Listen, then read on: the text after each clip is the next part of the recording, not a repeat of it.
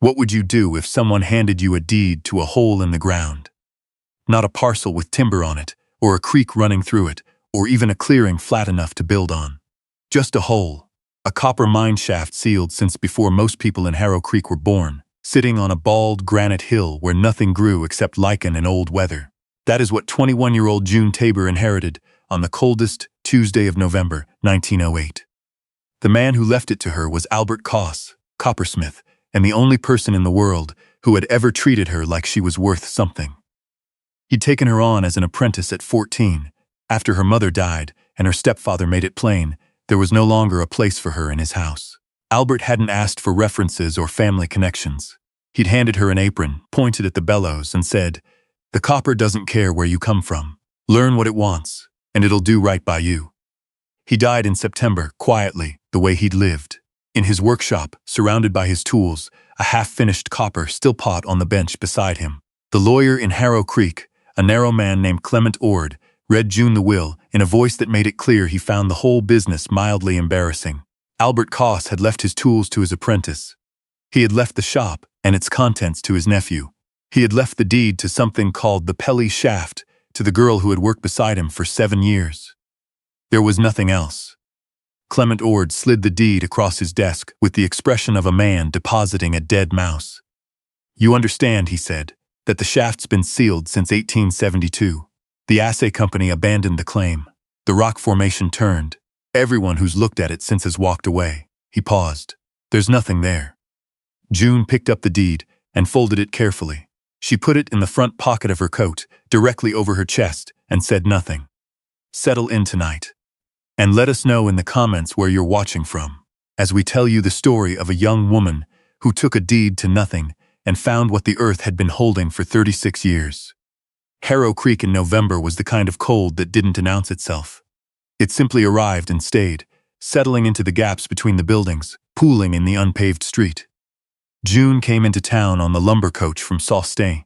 Marie with everything she owned in a canvas bag, and Albert's copper-riveted tool roll tucked under her arm like a church book. She had no plan beyond the obvious one: find work. A coppersmith who had served 7 years under Albert Koss could find work in any town with a sawmill or a brewery, and Harrow Creek had both. She told herself the deed was nothing. A last bit of sentiment from an old man who'd always believed the world held more than what you could see on the surface. She was right about the work.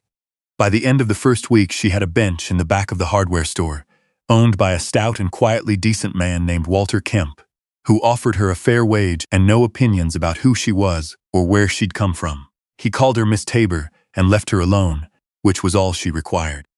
But the town itself was not so quiet. Word had gotten around, the way it does in small places. Within 3 days, she heard the name Pelly Shaft said in 3 different tones: pity, amusement, and something else she couldn't quite name. On the 4th day, she put a face to the 3rd tone.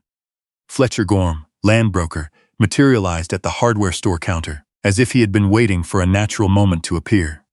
He was a tall man, well-dressed by Harrow Creek standards, with a neat mustache and the particular kind of smile that men like him use instead of arguments.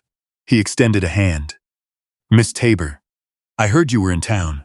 He said it as though she'd done something slightly indulgent. "Wanted to offer my condolences on Albert. He was a character." "He was a craftsman," June said, without looking up from the fitting she was sizing. Gorm's smile didn't move. He named a figure, $30. He set a small bundle of bills on the counter as though he expected her hands to move toward them automatically. "It's a generous offer, given what the shaft is worth, which, I'll be frank, is nothing." The vein played out in 1871. The company sealed it and walked away.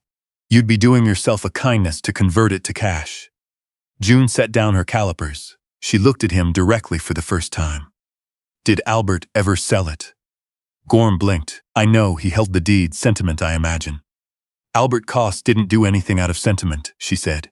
"He did everything out of reason. I'll let you know if I change my mind." She picked up her calipers and returned to the fitting. After a moment, Gorm collected his bills and left. The hardware store settled back into its quiet.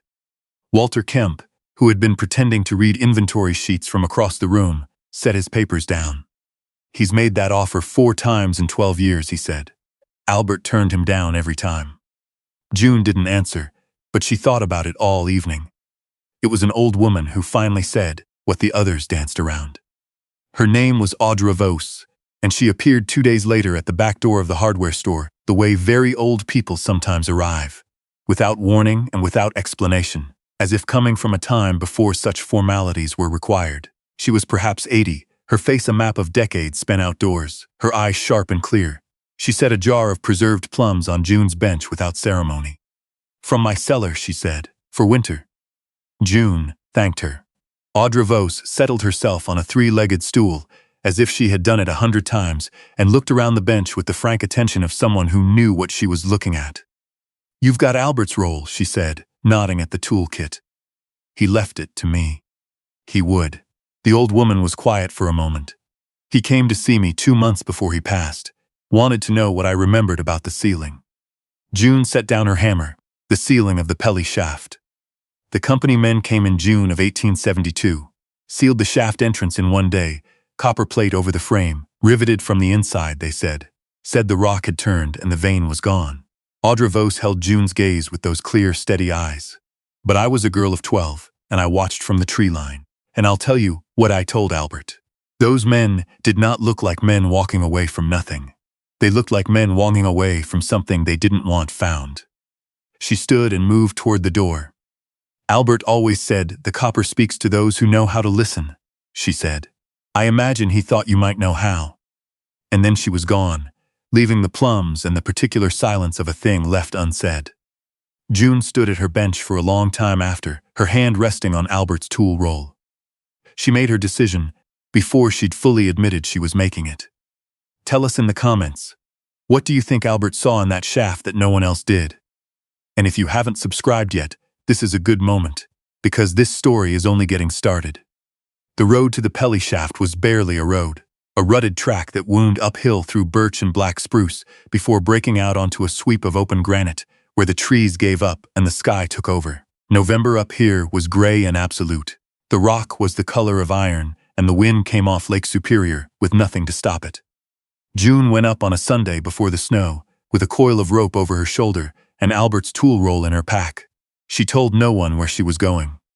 The shaft entrance was exactly what the deed described. A timber-framed opening in the granite, perhaps 4 feet across, sealed with a copper plate gone green with age. The rivet set in a pattern she recognized immediately. Not a worksite pattern, not the spacing a company engineer would use. This was the hand of a trained coppersmith. The rivets were set in a specific repeating sequence that functioned, in the language of the craft, as a measurement key. She crouched in front of it for a long time, her breath making small clouds in the cold. Then she took off her glove and traced the pattern with her bare fingers. Albert had taught her this.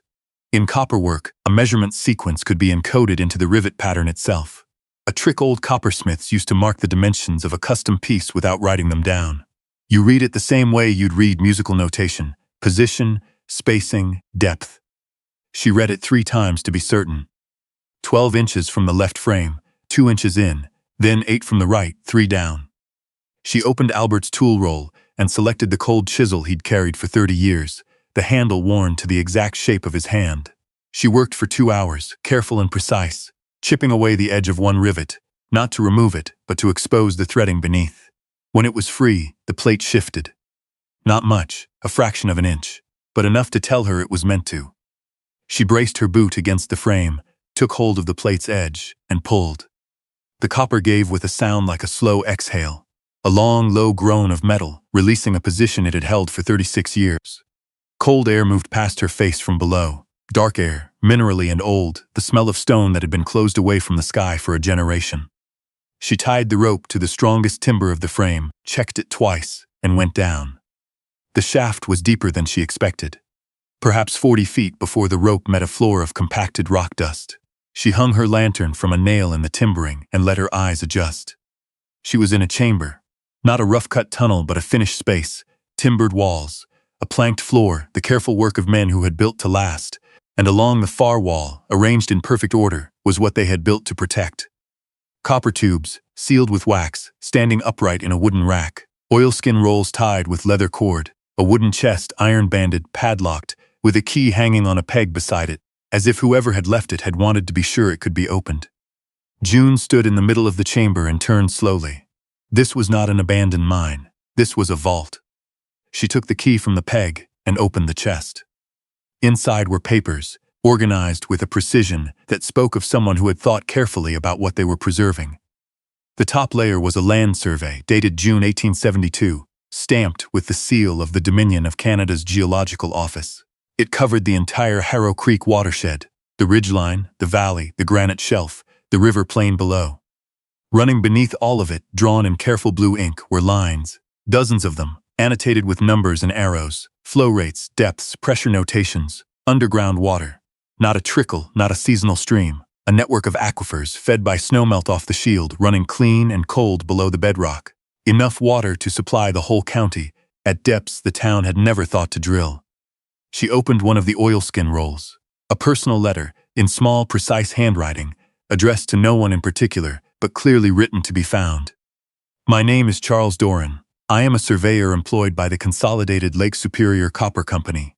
I write this on the 14th of June, 1872, and I seal it here because I fear what will happen if I carry it above ground. The shaft has been sealed, not because the vein is gone. The vein runs 6 feet east of where they stopped digging, and I have core samples to prove it. The shaft has been sealed because Mr. H. Gorm, acting as land agent for the company, has arranged to redirect the water rights below this ridge into a private account before the survey is filed with the Dominion. Rights that belong to the settlers of Harrow Creek will be suppressed. The company will sell them back to the town within 10 years, at whatever price they choose. I cannot stop this, but I can leave a record. I pray someone finds it who knows what to do with it. H. Gorm. June sat back on her heels. Fletcher Gorm's grandfather. The man who had offered her $30 for this shaft, 4 times in 12 years, to an owner who hadn't known what it held. She understood Albert now. All of it. Why he'd held the deed, why he'd never sold, why he'd left it to the person he trusted most to have the hands and the knowledge to open what he himself had never quite managed to reach. She began to pack the papers carefully, working by lantern light with cold fingers. She was on her 3rd oilskin roll when she heard the sound. Above her at the shaft entrance, a voice, small, frightened. A child. The boy's name, she would learn later, was Percy Munn, 9 years old, youngest son of the family who ran the dairy on the East Road. He had followed her up the hill at a distance, out of pure childhood curiosity, and had made it to the shaft entrance, just in time to knock the rope free from the timber, trying to peer down at her. He was standing at the top, with the rope in both hands and the specific expression of a child who has just understood exactly what he has done. Don't let go, June called up, her voice steady. Hold it right where it is. I didn't mean to. I know, hold it, don't move. The problem was not the drop. The problem was the sky above the shaft entrance, which had gone the color of a bruise while she'd been underground. The wind had changed. The temperature had fallen. What had been a cold, clear afternoon was becoming something else, fast. She had maybe 30 minutes before the first snow hit, and up on that bald granite hill, in a November storm, a 9-year-old boy in a wool coat had no shelter and no protection. She looked at the 3 oilskin rolls still in the rack, the copper tubes, the chest, its 2nd layer unexamined. She looked up at Percy Munn's white face above the hole. She packed what she had, sealed her bag, knotted it to the rope. Percy, she called. I need you to be very strong for about 2 minutes. Can you do that? A small, terrified yes floated down. Good. Hold the rope. Brace your feet against the timber at the frame edge. Find it with your boot, and when I say pull, you pull with everything you've got. She went up hand over hand, using the shaft walls to brace her feet, and came through the entrance just as the first flakes arrived. Horizontal, hard, the kind of snow that means business on the shield. Percy Munn was shaking, both fists still clenched on the rope. She took the rope from him, pulled her bag up after her, and pressed the copper plate back into place with her body weight. Then she wrapped her coat around the boy, and got them both moving downhill. They reached the tree line before the storm closed in properly. They stood under the spruce canopy and watched the snow come down thick and fast, and the open granite above them vanish entirely in a white curtain. Percy looked up at her. What's down there? He asked. Something important, she said. Something that belongs to this town. She waited 2 days for the storm to pass. On the 3rd morning, she brought the papers to Walter Kemp's counter and spread the survey across it. Walter looked at the map for a long time without speaking. Then he sent his nephew for Gordon Aldous, Harrow Creek's municipal clerk, a methodical man who understood what a Dominion survey seal meant and what it did not. By afternoon, there were 6 people in the hardware store, all of them quiet, all of them reading. Fletcher Gorm appeared at the door at 4 o'clock, with the look of a man who has heard something traveling faster than he expected. "I understand there's been some commotion about the Pelly claim," he said. His voice was steady, his eyes were not. Gordon Aldous set Charles Doran's letter on the counter and pushed it across to him without a word. Gorm read it. The color left his face, not all at once but steadily, like water leaving a basin. "This is," he began. "It's your grandfather's name," Gordon Aldous said quietly. "The water rights diversion, the suppressed survey, the private account, all of it in his hand. That was 1872. "The water rights are still being collected," Walter Kemp said. His voice was flat and careful and entirely without mercy. "By your company, from this town, every single year." Gorm set the letter down. He did not speak again. He picked up his hat from the counter, walked to the door and paused there without turning around. Then he left. The door swung shut behind him. No one moved to watch him go. The snow outside had gentled to something soft and ordinary, settling on the windowsill in even drifts. June was re-rolling the oilskin maps at her end of the counter, with the same care she'd use on a finished copper piece. Her hands were steady. Walter Kemp came and stood beside her. "There's more down in the shaft," he asked. "Copper sample tubes. Another oilskin roll I didn't reach. The chest has a second layer I didn't get to open." He nodded. "We'll need a crew and a lawyer. A beat, a good one." "Not Clement Ord," June said. "No," Walter agreed, "not Clement Ord." He looked at the survey spread across his counter. The network of blue lines, the annotated aquifers, the underground water that had been flowing beneath this town's feet for as long as the town had existed. "If these hold up," he said, "there's enough clean water here to supply the whole county. We've been buying back surface rights when the real water was 60 feet down the whole time." He shook his head slowly. "Albert knew." "Albert figured it out," June said. "He just never had the right key." Walter looked at her for a moment. "You did," he said. "There is a moment sometimes, at the end of a long Canadian winter. You might know the one we mean. When the light shifts, just slightly, just enough, and you understand that the cold was never the whole story, that the ground under the snow has been patient all along. We think about June Tabor when we think about that moment. She stayed in Harrow Creek. She took on Albert's shop when his nephew moved south and showed no interest in copper work. Within 4 years, she had trained her 3rd apprentice, a quiet, precise girl from the reserve north of town named Sadie Cardinal, who had the same quality Albert had first noticed in June, hands that knew how to listen. The water survey was filed with the Dominion office in the spring of 1909. The legal case took 2 years, and we won't pretend it was simple, because it was not.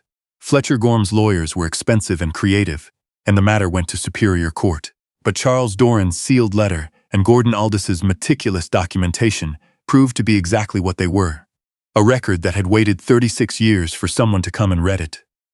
The Gorm family's water rights were revoked. The settlement was modest but real, enough to put a new roof on the schoolhouse, buy the town a second fire pump, and establish a water cooperative, the first of its kind in the district, that sold clean water at fair price to the people who lived on top of it. June was not in the courtroom when the decision came down. She was at her bench, fitting a collar on a new copper boiler for the Hendersons down the road, when Walter Kemp came through the shop door with a bottle of rye whiskey and 2 glasses. He poured without interrupting her work. He set 1 glass beside her elbow. "Albert would have liked this," he said. June finished the fitting. She set down her hammer and picked up the glass. She thought of a man who had spent his whole working life listening to the language of metal, who had understood like cracked, who had understood, without needing it explained, that things don't vanish just because they go underground, who had believed, without requiring proof, that the right person with the right tools would find the right door. She thought of his hands. She thought of the worn handle on the cold chisel, shaped exactly to a grip that was no longer hers to borrow. She thought of the copper plate releasing after 36 years with that long, low exhale, not a creak or a crack, but breath, the sound of something that had been holding on finally allowed to let go. "He knew I'd be cold," she said. "He left me a deed to a hill in November and never once told me what was inside it." Walter smiled. "No, that sounds like him." He was never sentimental, June said. He was always right. She raised her glass. Walter raised his. Outside the shop window, Harrow Creek went about its business in the thin winter light. A town that didn't yet fully understand what it had gotten back, but would. Before we leave you tonight, we want to ask you something, and we genuinely want to know. Has there ever been something in your life that everyone around you called worthless, that turned out to hold more than anyone guessed? Leave us your answer in the comments. We read everyone, and if tonight was your first time with us here at Cabin Stories, we would love for you to stay. There are more stories like this one, every week, right here. June Tabor set her glass down, picked up her hammer, and went back to work.